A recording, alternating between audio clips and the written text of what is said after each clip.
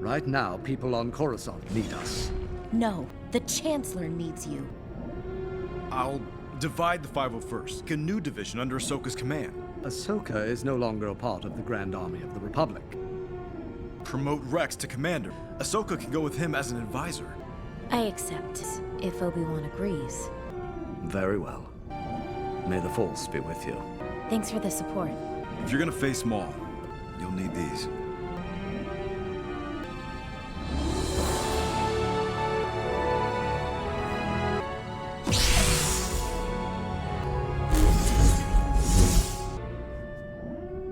Anakin. Good luck.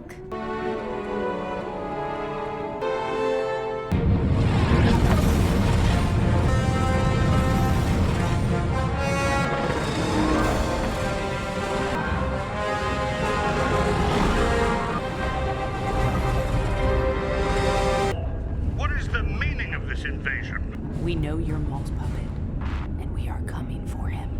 Siding with the Republic will make you an enemy in the eyes of the people. I should have known you were behind this incursion. I'm fine with that. You're nothing like your sister.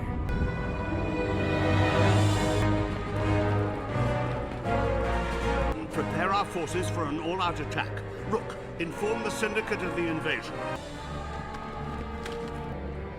Are you ready?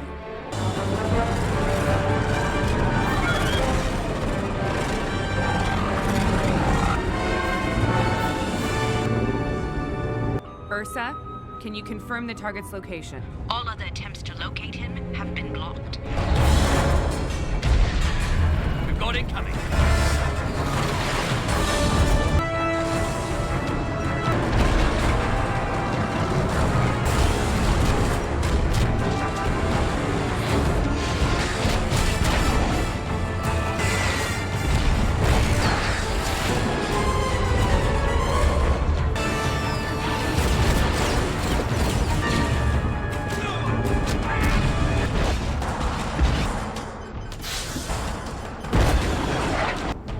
Racing to the surface!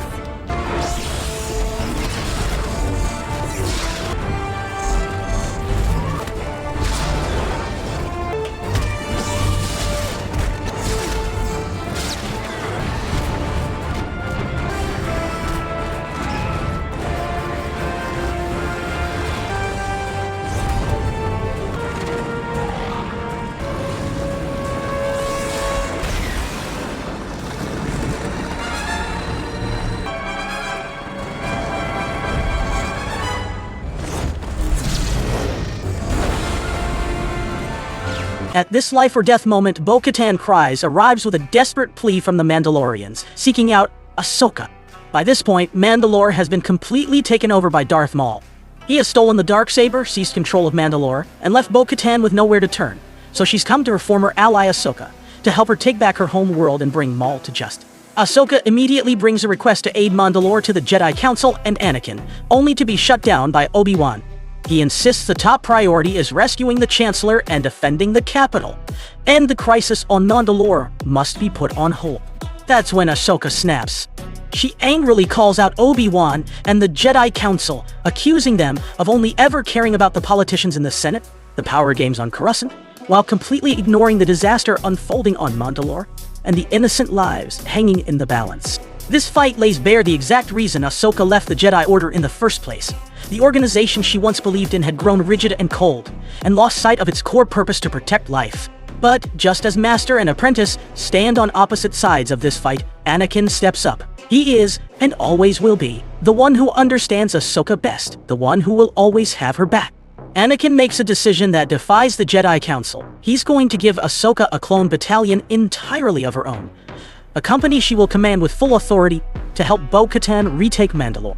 That unit is one of the most legendary clone divisions in Star Wars history, the 332nd Company, part of the 501st Legion, known to fans as the Orange Company.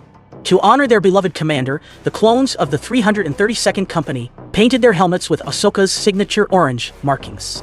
Even though she was no longer a Jedi, even though she had left the 501st Legion, in the hearts of these clones, she was still their commander forever. Led personally by Captain Rex, the unit built for Ahsoka is officially born. But Anakin's gift to Ahsoka doesn't end with an army. Moments before she departs for Mandalore, Anakin pulls out something that brings tears to Ahsoka's eyes, her old pair of blue lightsabers.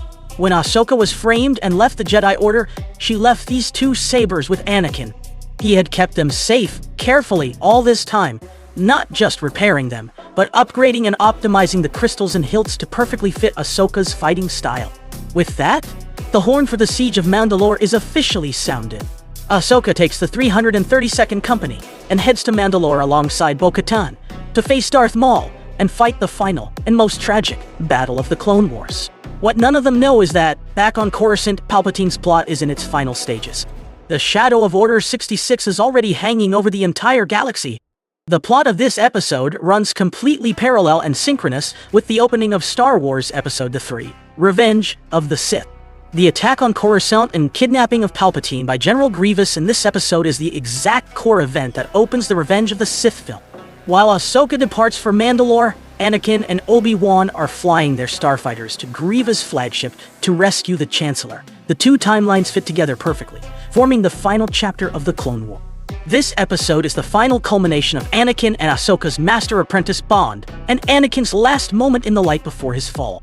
It also officially kicks off one of the most iconic battles in Star Wars history, the Siege of Mandalore, and lays all the core groundwork for Ahsoka's character arc. The tragedy of Order 66, and the subsequent Star Wars Rebels and Ahsoka Solo series. Lightsaber foreshadowing Easter egg. The blue lightsabers Anakin returns to Ahsoka are left behind on a desert planet by Ahsoka during her escape after Order 66 is issued at the end of the Siege of Mandalore. The Empire later recovers them to confirm Ahsoka's supposed death. Ahsoka later purifies the Kyber crystals from these very sabers to forge her iconic white lightsabers. This pair of blue sabers is the direct predecessor of her white blades, fully weaving together the entirety of Ahsoka's legendary life.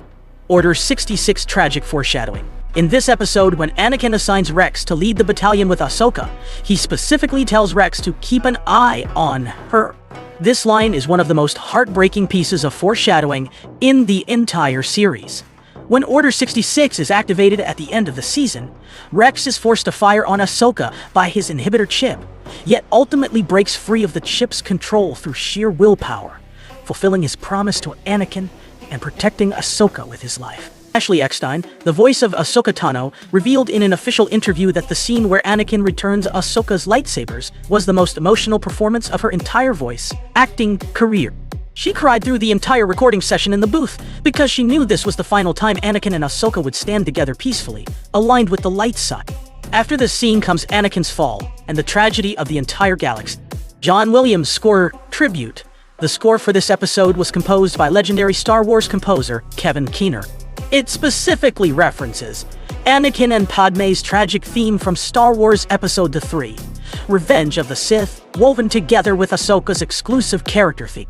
The interwoven melodies amplify the tender bond between master and apprentice, while foreshadowing the impending tragedy, and earned universal praise from fans around the world. George Lucas' canon approval. Series creator Dave Filoni revealed in an interview that the core plot of this episode